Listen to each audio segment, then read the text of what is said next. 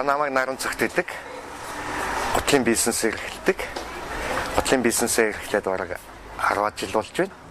За энэ хооронд одоо янз бүрийн сургалттай бизнес, маркетинг энэ төрлийн юм миний гутлын бизнест бол дутагдчихсэн. Энэ дутагдлын маань төгсөн газар бол одоо хөгжлийн шийдэл төрийн бус байгууллага.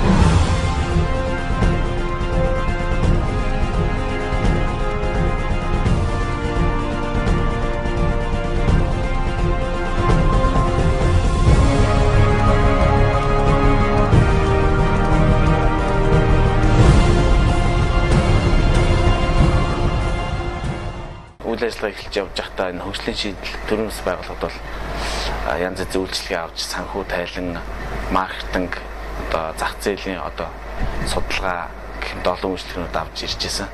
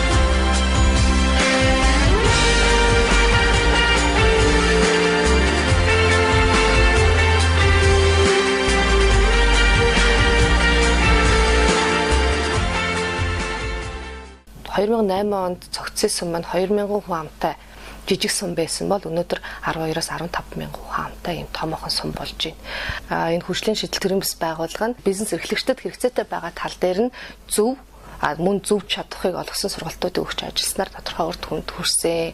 Ингэснээр одоо сум орон нутгийн бизнесээ өргөжүүлж чадсан. Мөн шинээр бизнесүүд гарч чадсан. Миний мэдээр одоо 32 бизнес шинээр бий болж амжилттай ажиллаж байгаа.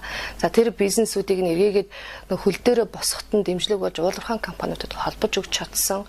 Ийм томоохон ажлуудыг хэрэгжүүлсэн.